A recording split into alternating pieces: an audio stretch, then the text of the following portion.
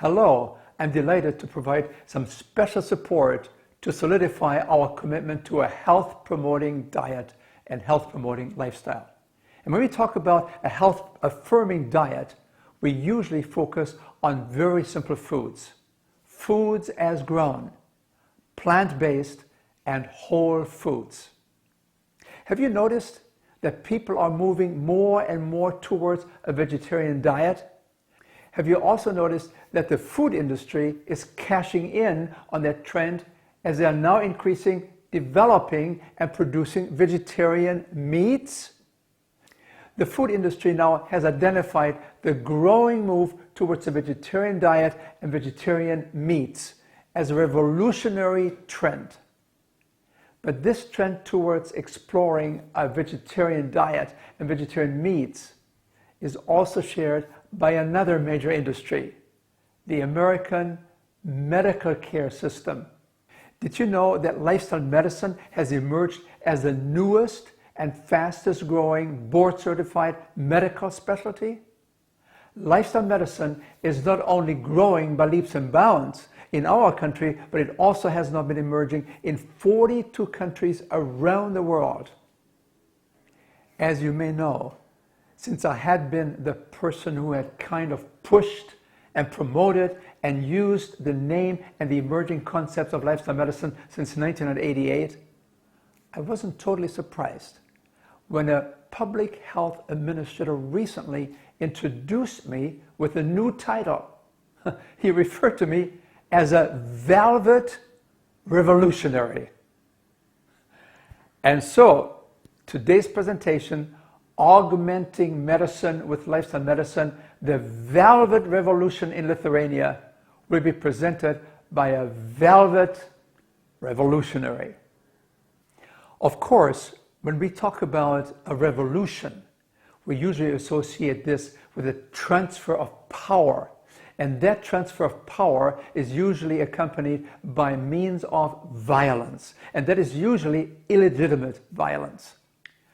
But I want to talk to you as a velvet revolutionary about a velvet revolution. I'm obviously not advocating illegitimate violence. I'm advocating a non-violent transfer of power, and this transfer of power begins in the heart. It's executed by ethical and rational means, and it's centered on values that are self-evident and on truths that emerge on the basis of scientific evidence. The date, November 9, 1989, a pivotal event in the history of Europe. It marked the falling of the wall in Berlin. And with the falling of that wall that had divided Berlin into western and eastern sectors, into democratic and communistic sectors, with the falling of that wall, it also marked the disintegration of the Iron Curtain.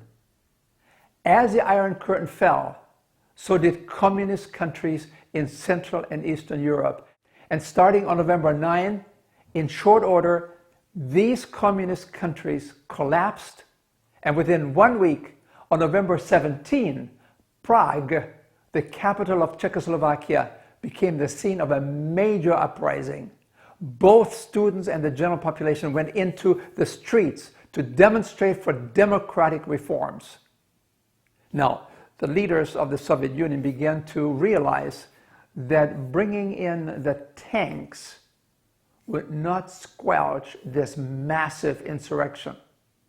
And within another week, the communist leadership resigned and turned over the power to the people for an idea that was right, that was truthful, and long overdue. And 4 weeks later, on December 29, the new parliament installed Václav Havel as a new democratically elected prime minister of Czechoslovakia. Now, let's shift from the bloodless velvet revolution in Czechoslovakia to another velvet revolution that is gradually taking place in Lithuania, where a whole country is getting involved in a dietary shift. This small Baltic country, situated next to Finland and Russia, is becoming serious about augmenting its Western-based allopathic medical system with the concepts of lifestyle medicine. The people recognize that they need to go beyond merely treating and managing the symptoms of chronic disease. They recognize that Western medicine can relieve symptoms with pills and procedures. They can make them feel better, which is all very important, but they also recognize that it cannot cure these chronic diseases because these modern common killer diseases are lifestyle related. They are largely influenced by our habits, our foods and drinks, our daily sleeping and exercise patterns, how we handle stress, and do we smoke, and do we overdo alcohol and caffeine. Allopathic medicine then can treat heart disease, but it cannot cure it. It can treat diabetes with pills, but it cannot cure it. It can treat high blood pressure with medication, but it does not cure it. It can lessen arthritis pain, but it cannot cure it. To take care of these common chronic diseases, Lithuania is amidst an emerging velvet revolution. It has been moving towards augmenting its traditional medical model with the newer concepts of lifestyle medicine, helping people change their habits and their culture. Going back to the disintegration of the Iron Curtain, it's not only Czechoslovakia that collapsed, or Hungary, or Latvia, or Poland. It's also Lithuania, where big changes took place in 1990. It was at that time, 1990, the Lithuanian Republic broke away from the Soviet system and kicked out the Russians. And in its place, they brought in the West, with all those liberating concepts inherent in a democracy. They brought in voting rights, gender equality, freedom, and liberation of all kinds. And they brought in, once more, the free market system. And with that, they brought in those unimaginable taste sensations. They had gone to heaven. I mean, when I drove into one of the gas stations to fill up my car, I could not believe what I saw. I thought I was in an American gas station. Everything you find here, you find there. Look at it. The Snickers and Mars candy bars, the Kit Kat and Twix, the Hershey chocolates, and the Reese's bars, and then the Coca-Cola and even the monster drinks they have there. But you also found Pringles and Amos chocolate chip cookies and Haagen-Dazs ice cream. It's all there now. The only thing that I hadn't seen before were those different hot dogs. I mean, they offered Hungarian hot dogs and German hot dogs and Polish hot dogs, and of course they had American hot dogs. All kinds of hot dogs. I mean, you can just imagine the exuberance after more than 45 years of taste monotony under the Russians. Now, at last, they could try to make up for all they had missed under the Russians with American and European delectables. At last, they could live it up, and they did. Western food, well, from a nutrition point of view, these are mostly empty calories. Rich in calories, poor in nutrients. I mean, a disaster in the making, and the trouble was beginning to brew. Within 25 years, a dramatic increase in the death rates of heart disease. While the cardiovascular death rate was 30% in America, the death rate in Lithuania was 59%, almost twice as high. And it reminded me of the saying, the way you live largely determines the way you die. Yeah. Then came January 2, 2014. I had just keynoted a national lifestyle medicine convention in New York City when I met Petros Vanius, a retired airline executive born in Lithuania and passionate about his country of birth. He kind of rushed me while blurting out, "Man, your lifestyle medicine concepts, that's exactly what we need in Lithuania to turn our chronic disease epidemic around. Just look at our death rates. My heart is aching for Lithuania. Look at heart disease and strokes, 59% of all deaths, and cancer is increasing too. These are American diseases. And look at our life expectancy. It's one of the shortest in Europe. We are in trouble in Lithuania. And I thought to myself, well, what can I do? I'm just one person. He must have read my mind, because he disarmingly said to me, look, no, you don't have to do it all by yourself. I'll help you to get into Lithuania, and we'll turn this epidemic around. We can do it together. Well, of course, we all knew then that about 80% of our chronic diseases are totally preventable if we would just make some simple changes in our lifestyle, particularly in our Western diet. We also had learned from Dr. T. Colin Campbell and his team about the close relationship between diet and chronic killer diseases, and between cholesterol levels and heart disease. We were stunned to learn that many Chinese people living in the provinces had cholesterol levels of 90 to 120 points, something unheard of in the United States, where we considered anything below 200 as being normal. The China study then, under the direction of Dr. T. Colin Campbell, had documented a direct relationship on a population basis between what people ate and how and when they died.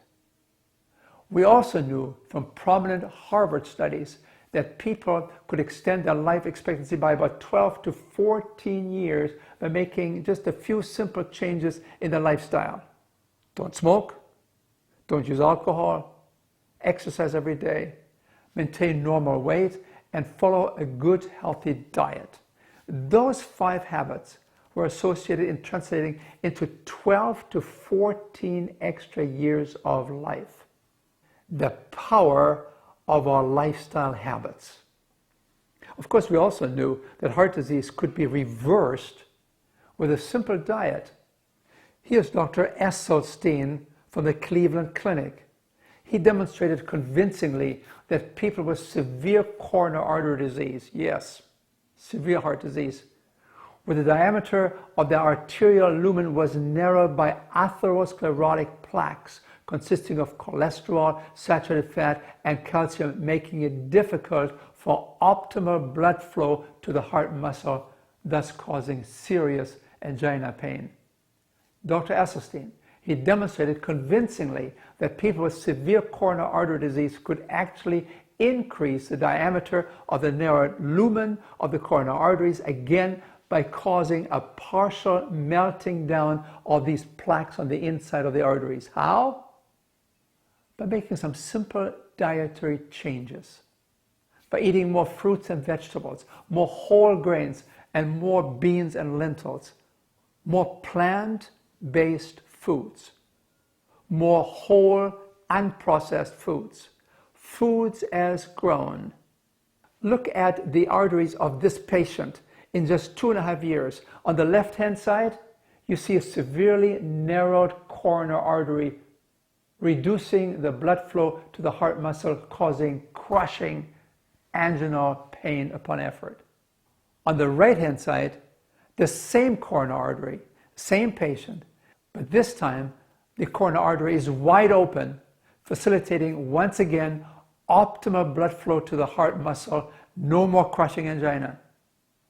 The formerly narrowed artery is now wide open again. In his best-selling book, Prevent and Reverse Heart Disease, Dr. Esselstyn laid it out very, very clearly.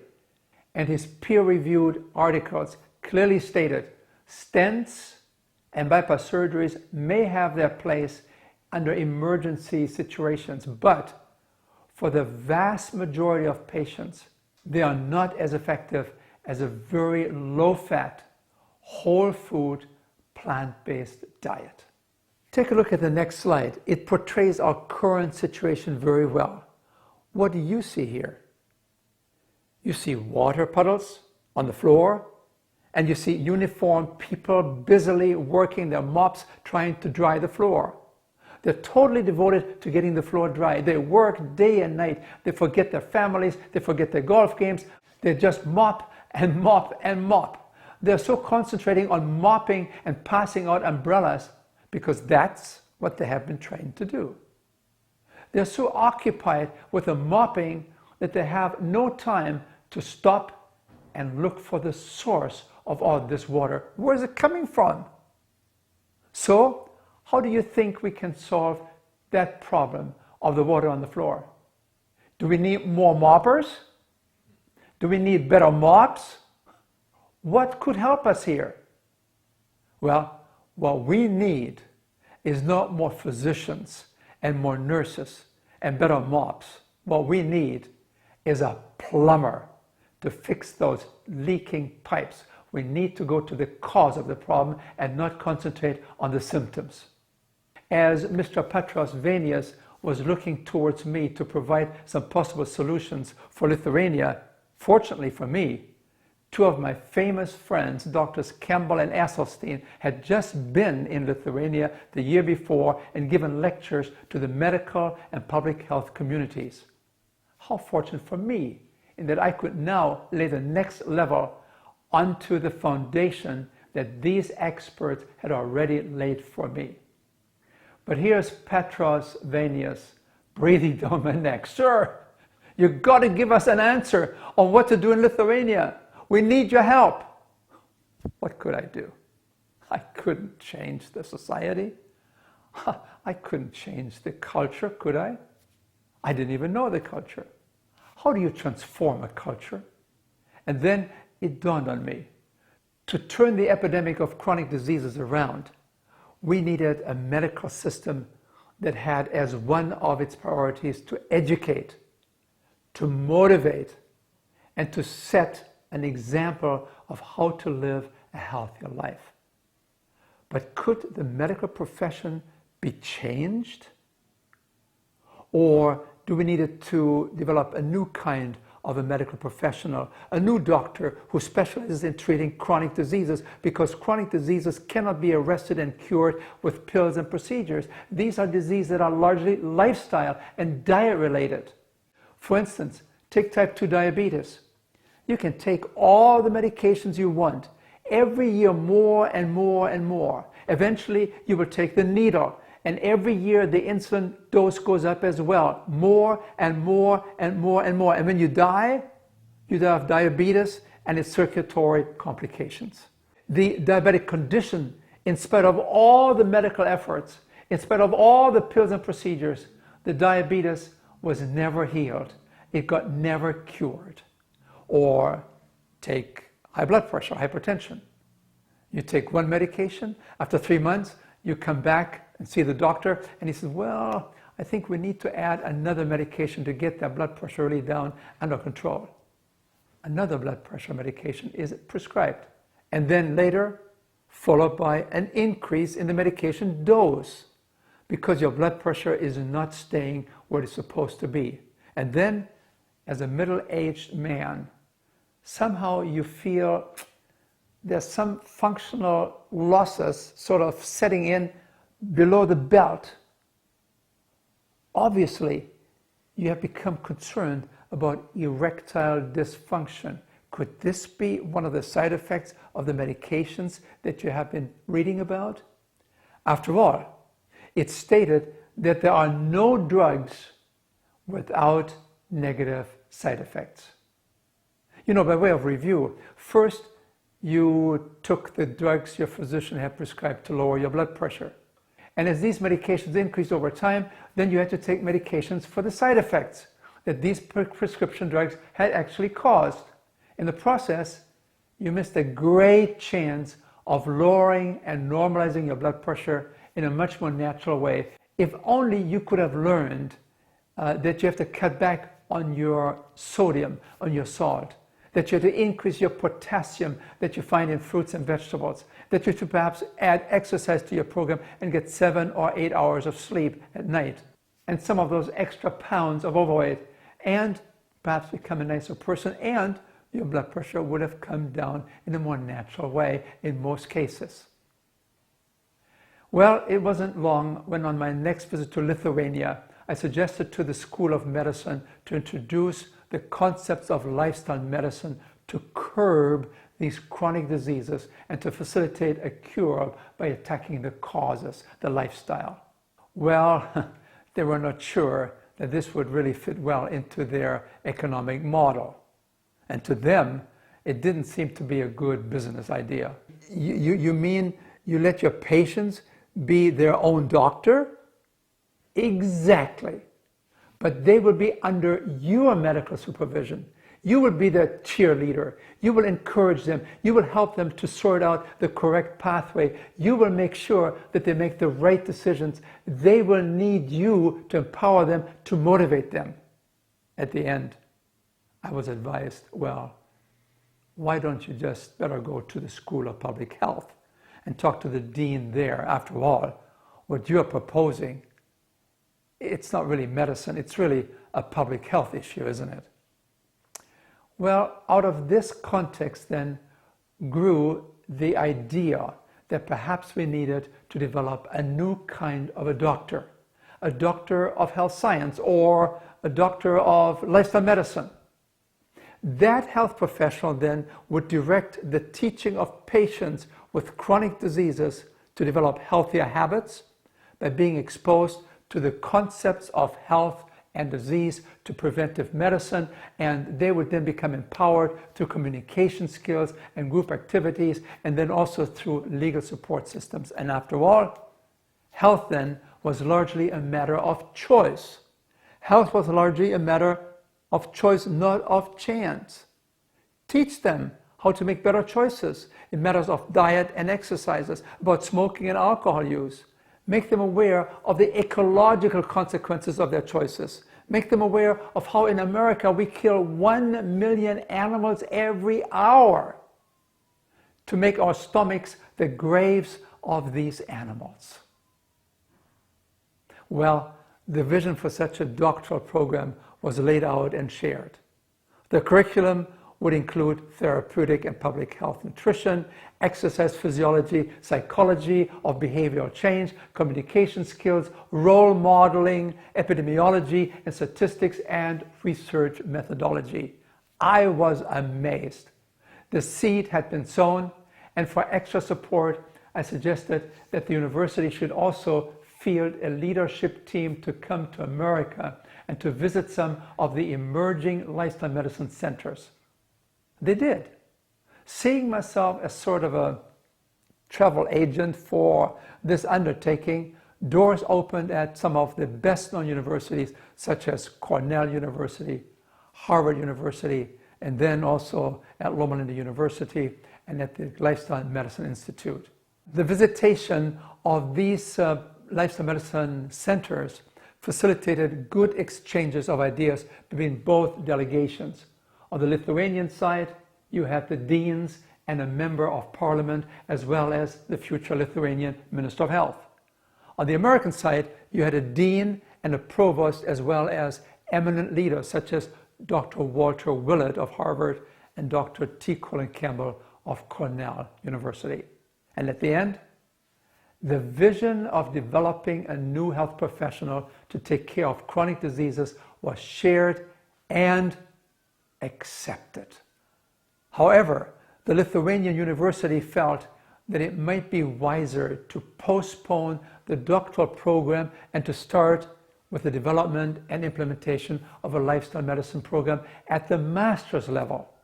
And so they developed a 1.5-year program that was launched shortly thereafter in 2016. Now, some of you may be wondering, what in the world is really lifestyle medicine? You have not really defined this for us. And how does its treatment approach differentiate itself from the treatment approach used in traditional or allopathic medicine? Well, let me focus on 6 major differences between allopathic medicine and lifestyle medicine. Okay? Difference number 1. When diagnosed with chronic disease, clinicians look for risk factors. These biometric markers then can identify different levels of risk. Take, for instance, heart disease and cholesterol levels. Allopathic medicine prominently treats elevated blood cholesterol with powerful statin drugs, thus lowering the risk of a second heart attack. However, most of these statin drugs are not prescribed for secondary prevention. They're mostly prescribed for primary prevention, and that is for people who have not yet had a heart attack in hopes of preventing that first heart attack, period. But there is little medical evidence that the lowering of blood cholesterol with statin drugs can effectively prevent an initial heart attack. On the other hand, high blood cholesterol can be lowered 20% with some dietary adjustments within 20-30 days. And in this case, for every 1% drop in cholesterol, the coronary risk will be reduced by 2 to 3 times the amount. Think about this. In concrete terms, a 20% drop in the cholesterol by dietary means will reduce the likelihood of a heart attack by 50%. Therefore, 20% cholesterol drop will cut the coronary risk in half without side effects from drugs and without $500 bills at the end of the year, and you can do it in 20 to 30 days consistently. Difference number 2, medicine focuses on the physical aspects of the disease and accepts patients as passive recipients of care.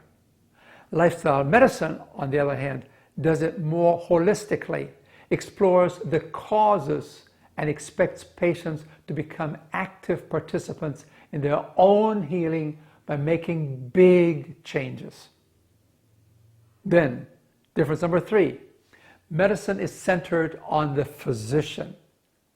I will take care of you. I have studied this. I know what I have to do. I have the answers. Well, this then compresses the available time per patient. Lifestyle medicine, on the other hand, says, yes, we know, but we want to educate the patients to become more self-sufficient under your guidance in groups or videos. Then you have difference number 4. The treatments of medicine are usually short, with an emphasis on diagnosis, prescription, and referral. Lifestyle medicine, however, approaches the treatment as long-term care involving education, motivation, and follow-through. Difference number 5, prescription drugs are often the only treatment used by allopathic medicine. They're costly, they have side effects, and they're usually taken for life. In contrast, lifestyle medicine prescribes medications only if really needed. This reduces side effects and costs, and this seems to be a most practical way to make medical care more sustainable. And then you have difference number 6. Medicine is excellent at diagnosing the ill and matching it with a pill and then sending you home with a bill. Yes. Or referring you to another physician. Lifestyle medicine says, no. We will do everything we can here. With a medical diagnosis in hand, we can then integrate you into our allied health professional team to teach, to make the lifestyle changes to support your health and your health recovery. Well, the Lithuanian leaders began to understand Western medicine is costly. It's big business in America, where the number 1 cause of business failure, it's really the medical bills that the patient couldn't pay. And where many doctors' visits are actually oftentimes reduced to a mere 10 to 15 minutes. On the other hand, lifestyle medicine offers not only medical group appointments, but also intensive education in groups and videos, which markedly then reduces the economic burden, and things can turn out economically well for everyone. So you see 6 major differences in the treatment of chronic diseases between modern medicine and lifestyle medicine. And the Lithuanian leaders began to understand Western medicine is costly and not very effective, in that 86% of the American healthcare budget is devoured by managing the symptoms of chronic diseases, but where cures are rare and elusive. It's big business in America, where the number 1 cause of business failures is unpaid medical bills, and where many doctors' visits are often reduced to 10 to 15 minutes. On the other hand, lifestyle medicine offers not only medical group appointments, but also intensive education in groups and videos designed to empower the patient to begin the reversal process of many chronic diseases, which would prominently ease the economic burden. And in this scenario, everyone would do well economically, and most importantly, health would thrive. So, the Velvet Revolution in Lithuania, augmenting allopathic medicine with lifestyle medicine. The ground, it was prepared in 2013 when Drs. Campbell and Esselstyn lectured in Lithuania. A year later, in 2014, a concept was explored, the creation of a doctor of lifestyle medicine to focus exclusively on treating chronic diseases. 2015, a 48-page proposal for the creation of a doctorate was presented to the Dean of the School of Public Health of the Lithuanian University of the Health Sciences. The first step, a master's degree of lifestyle medicine, was approved and an academic curriculum formulated. In 2016, the vision was implemented. What dietary goals have been recommended? Look at this eating continuum and the health outcomes. On top, you see the level of health. On the far left, you find the worst health outcome, chronic diseases galore. On the far right, you find the best health outcome and vitality and the longest lifespan. Take a closer look at these two triangles. One is red, the other one is green. On the far left, the red triangle, you find the typical Western diet, heavy on meats, dairy, eggs, processed foods, alcoholic and caffeine drinks. On the far right, you find the optimal diet, with plenty of fruits and vegetables, lots of whole grains and legumes, and with some nuts and seeds and plenty of water to drink. And so this then is the diet that we would like you to aim for. Lots of foods as grown, plant-based, whole foods, fruits and vegetables, whole grains and legumes, some nuts and seeds, and plenty of water. And then you get your daily exercises, you get enough sleep at night, don't allow your stress to build up too much, and become a nicer person, and be sure you give your spouse some flowers from time to time. Take a look at the mission of crafting the curriculum for the first lifestyle medicine master's program in the world. It started in 2016, and then look at those proud first graduates in 2017. Despite the pandemic, the program has grown and grown, and many graduates are now leaving their marks in their new workplaces. At the same time, 48% of the applicants to joining the military in Lithuania have to be turned away because they're physically not fit to join. To remedy this, the Department of Defense of Lithuania has just announced that they are committed in assigning 15 to 20 cadets, these young soldiers, to undergo a special 14-day intensive lifestyle intervention program patterned after the CHIP program. These young soldiers will live in a very special spa area where they're exposed from morning to night through lectures, food demonstrations, and exercises. At the same time, they will receive 3 meals a day consisting of plant-based whole foods before all their biometrics such as cholesterol, triglycerides, blood sugars, and blood pressures, weight, and so on is measured to compare the effect of this 14-day experiment, and they will find differences just within 14 days of this new lifestyle medicine concept and lifestyle. Chronic diseases are, medically speaking, incurable, but largely curable by making lifestyle changes, because these common chronic diseases are largely lifestyle related. The Velvet Revolution is underway in Lithuania.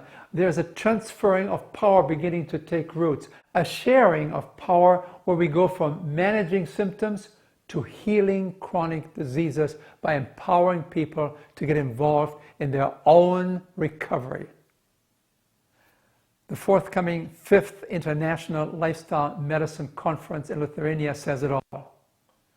The chronic disease solution, augmenting allopathic medicine with lifestyle medicine. The die is cast. We're looking forward to an outstanding velvet revolution in Lithuania that will hopefully become a pattern for other countries to follow.